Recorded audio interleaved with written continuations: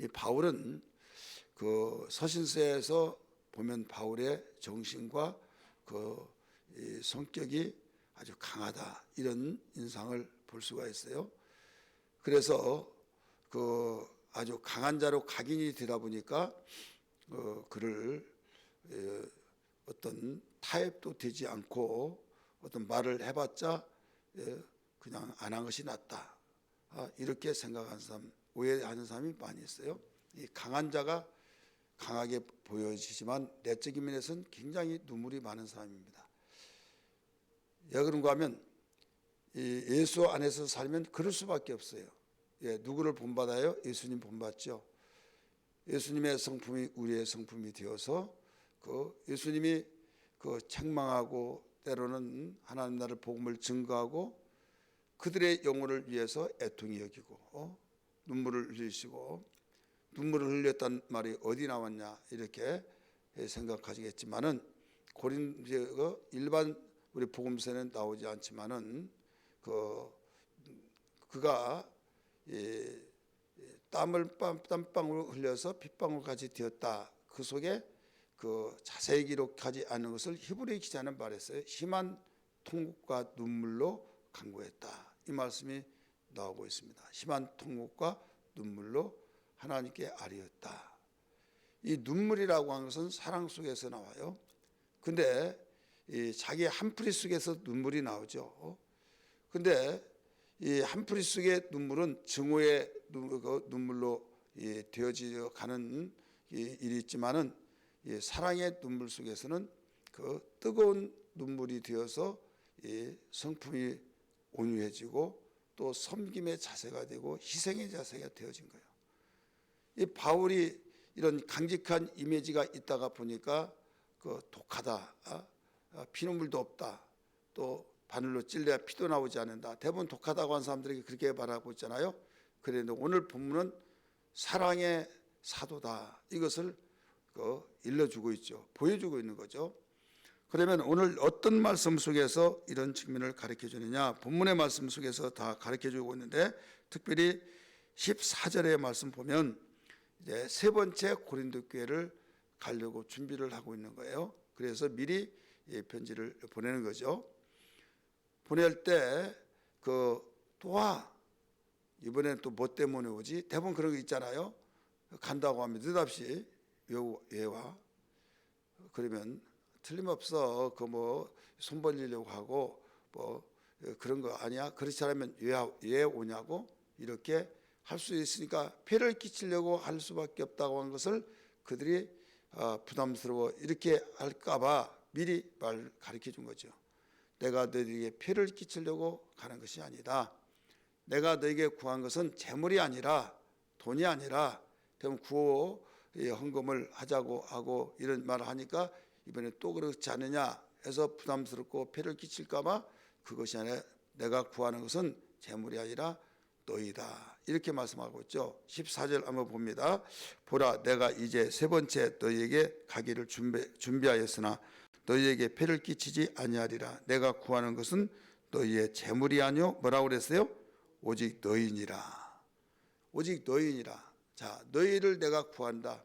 너희를 구하기 위해서 간다, 이거예요. 그러면 바울이 구하는 것이 너희라고 하니까 도대체 너희가 뭐냐 이거죠. 여러분, 복음을 전한 자는 구하는 것이 뭐예요? 영혼이죠. 영혼. 사람들은 이 세상에 태어나서 이 세상에서 자라서 이 세상에서 나온 걸 먹고 살고 이것 때문에 전쟁을 하고 이것 때문에 죽이니 사니 하고, 또 내게 저 사람이 해를 끼치고 내가 저 사람 때문에 유익하지 못하다 그러면 증오하다가 그게 이제 분노가 터뜨리면 이제 살인극들이 벌어지고 절도 행각이 일어나고, 이게 이 세상 살아가는 활동 범위, 활동 내역들이에요. 아무리 좋은 사람도요, 내가 손해를 봤다 그러면 눈이 뒤집혀진 거예요. 형제들도 마찬가지예요. 그래서 부모 초상 치르지도 않았는데 재산 때문에 쌈박질 일어나가지고 나 간에 어찌냐 하고 막 이런 흔하지는 않지만은 또 어렵지 않게 또 볼 수도 있어요. 그런 것처럼 지금 초상도 치르지도 않았는데 이런 일을 볼 때 재산이 무섭기는 무섭다, 그걸 볼 수 있잖아요. 그래서 어떻게 보면 그거 꼴을 보고 아 재산 없는 것이 다행이다 이런 사람들이 또 있더라 이거죠. 그래서 전쟁이라는 것은 뭐냐면요, 언어에 보면 그 전쟁이란 언어는 떡을 놓고 싸우다 이 말이에요. 떡을 놓고 싸우다. 위기 없다고 하면 절대 싸우지 않습니다. 막대한 전쟁 비용을 들어가면서 또 이긴다는 보장도 없고 도박과 같은 전쟁을 왜 합니까? 떡을 놓고 싸우는데 이 떡을 내가 뺏으면 살고 이 떡을 내가 빼앗기지 못해 그 빼앗겼던 것을 찾지 못하면 우리는 죽고 불행하고 찾아낼 때만이 우리가 행복하고 살 길이다. 그러니까 목숨 걸고 싸우는 거예요. 전쟁은 2등이 없습니다. 1등만 있는 거예요. 그렇게 전쟁이 분명하게 제가 원어를 공부하면서 전쟁이 여러 가지 이유로 설명하겠지만 이것은 이론에 불과한 거고 쉽게 떡을 놓고 싸운다는 거예요. 그래서 지금 전쟁하고 있는 거기에도 왜 남의 땅을 뺏었습니까? 크림반도 뺏겼어요. 그런데 이제 또 뺏으려고 그러다가 결국 1년, 2년 차에 지금까지 끝나지도 않았지 않습니까? 오늘 우리가 구하는 것은 여기에서 바울 사도가 너희를 구한데 너희의 영혼을 구한다. 그러면 복음 전한 자는 다른 것이 아니라 하나님께서 영혼을 알게 하셨고 영혼의 가치와 영혼의 존재는 영원하기 때문에 자 육체는 흙에서 나와서 흙으로 돌아가요. 한시적인 존재예요. 그런데 영혼은 하나님께로서 하나님이 영원하시기 때문에 하나님께로서 나온 영혼이 영원하다는 걸 믿기 바랍니다. 그래야 하나님은 우리를 만드셨기 때문에 어느 것은 영구적인 존재다. 반영구적인 이런 말을 하잖아요. 이건 3년뿐이 못 갑니다. 1년뿐이 못 갑니다. 유효기간입니다. 막 이런 게 있잖아요. 그런데 영혼은 유효기간이 언제냐? 영혼이에요. 육체는 유효기간이 언제냐? 구약성경 시편에 보면 70이요 강건하면 80이라 평균 그렇게 이야기를 하고 있잖아요. 그래서 오늘 우리는 어디에 관심을 갖고 살아야 하느냐? 세상의 모든 사람들은 육체예요, 육체. 그런데 하나님만은 영혼이라고 가르쳐 줬어요. 시편 130편 5절에 나 곧 영혼을 이렇게 가르쳐 준 만큼 그래서 바울 하나님의 소명을 받고 예수 믿는 사람의 사명은 영혼을 위하여 살아가는 사람이 되어야 될 줄 믿습니다. 이게 세상 사람과 다른 점이에요. 근데 예수를 믿으면서도 영혼을 위해서 살지 않는다. 이것은 언젠가는 돌이킬 수 없는 그날이 돼요. 육체에 있을 동안만이 우리가 돌이킬 수 있는 기회인데 육체에 있을 동안이 언제까지 내가 산다는 보장이 없잖아요. 나올 때는 순서대로 왔지만은 갈 때는 순서가 없기 때문에 항상 우리가 오늘 마감을 찍고 또 내일이 있다고 한다면 하나님 생명을 연장시켜 주셔서 감사합니다. 또 하루가 오늘 내가 마지막이라고 생각하고 또 우리 마감을 찍고 또 새날이 되면 생명을 연장시켜 주셨다 해서 이런 정신으로 살아간 사람은 준비를 제대로 하면서 후회가 없을 줄 믿습니다. 새틀 같은 많은 날 오늘 못하면 내일 하고 내일 못하면 모레 하고 금년에 못하면 내년에 하고 여유 있게 생각하다가 오늘 밤에 내가 내 영혼을 취하면 너는 누구의 것이 되겠느냐? 그러면서 어리석은 부자를 통해서 이와 같이 하나님께 대한 부여가 없으면 다 이와 같다라고 말씀하고 있지 않습니까? 그러니까 영혼을 위해서 일하는 사람, 영혼을 위해서 사는 사람, 영혼을 위해서 섬기는 사람, 이 사람은 이 하늘의 소망이 분명하지 않고는 할 수가 없는 거예요. 우리는 보이는 것에 굉장히 민감하고 보이는 것에 우리가 기울이잖아요. 해바라기가 해 쪽에 기울이듯이 우리 육체는 이 땅에서 나오기 때문에 육체로 기울어지는 거예요. 그래서 깨어라 근신하라 이 말은 정신을 차리라 이거죠. 그런데 정신을 차리지 않으면 하나님 뜻대로 살겠다고 고백하면서도 목사부터도 정신 차리지 않으면 그냥 기울어지는 거예요. 어디로? 목사도 육체가 있잖아요. 그러니까 육체가 있기 때문에 정신을 차리지 않으면 그냥 기울어진 거죠. 고장난 자동차 핸들대가 고장나면요, 핸들대를 놓더라도 반듯하게 가요. 반듯한 길에서는. 근데 놓으면 우측으로 가든지 좌측으로 하든지 쏠려요, 한쪽으로. 그러면 그대로 놔두면 완전히 그쪽으로 완전히 이제 처박힐 수밖에 없습니다. 그래서 바른 길로 잡으려면 운전한 때를 잡는 사람만이 알 수 있는 거예요. 그냥 잡고 있으니까 빤들이 간 것처럼 생각하지만은 좌측으로 가려고 한 것을 우측으로 힘을 주어가면서 고정을 시키려고 하다 보니까 굉장히 팔이 아프죠. 고장난 운전대가 그런 것처럼 우리 인간은 죄인이기 때문에 죄의 특성을 가지고 죄 쪽으로 계속 흘러가려고 그래요. 죄 쪽으로 가려고 한 것을 우리는 그렇게 가면 안 된다 하면서 하나님 쪽으로 계속 방향을 잡고 가려고 하면 힘이 들어요. 그래서 힘쓰고 애쓰는 이게 근신이에요. 그래서 예수 믿기가 왜 그렇게 힘드냐. 여기에는 예수님 믿는다고 하는 자체가 믿는 것은 쉬운데 믿음 생활이 힘든 거죠. 한번 따라합시다. 믿는 것은 쉬운데 쉬운 것도 성령으로 함께 할 때 쉬운 거예요. 생활은 그 말씀대로 살려고 하는데 마귀가 유혹을 해요. 마귀가 편하게 하면서 너 내일 죽을지 모레 죽을지 그런데 뭐 그렇게 힘들게 하냐. 교묘하게 내가 정신을 차리지 못할 때 뻥 하고 자동차 사고가 나듯이 바로 우리가 근신하지 않을 때 이와 같은 현상이 나타난다 이거죠. 그래서 내가 왜 그렇게 됐지? 멍하고 있을 때 그런 것처럼 깨어있지 않을 때. 그래서 깨어있다가 보니까 힘들다. 근데 이것은 깨어있어서 힘든 것은 행복한 거예요. 이것이 하나님을 위한 근심이죠. 세상 근심이 아니라 하나님을 위한 근심은 구원에 이르게 하는 회개를 이루게 만든다. 근데 세상 근심은 무조건 사망이다. 아웃이라는 거예요. 바울은 이 영혼을 위해서 힘을 쓰고 있다는 것을 통해서 사랑의 사도라는 것을 볼 수 있죠. 그러면서 한 예를 들어서 말합니다. 어린아이가 부모를 위해서 재물을 저축하냐 아니면 부모가 어린아이를 위해서 재물을 저축하냐. 뭡니까? 후자죠. 그래서 그 설명을 하고 있는 거예요. 우리 14절 가운데 아까 읽었던데 이어서 읽습니다. 어린아이가 부모를 위하여 재물을 저축하는 것이 아니요 부모가 어린아이를 위하여 하느니라. 여러분 그렇지 않습니까? 그러니까 부담스럽다. 내가 너희를 찾아가기 너희를 보기 위해서 내가 준비하고 있다. 그러면 아이고 또 뭐하러 온대. 이제 폐를 끼칠까 봐 미리 가르쳐 준 것이 그거예요. 이번에 내가 너희들에게 가기를 원한 것은 준비하고 있는 것은 너희의 재물을 구한 것이 아니다. 너희를 구한 것이다. 하면서 뭐 염려하지 말고 너희를 구한데 어린 나이를 비유해서 말한 것처럼 부모가 자식을 위해서 재물을 모은 것처럼 내가 너에게 가서 어떤 일을 아느냐 하면서 여기에 재물을 내가 모은 것을 너희를 위해서 쓴다. 재물뿐만 아니라 내 자신까지도 아낌없이 너희를 위해서 내놓았다.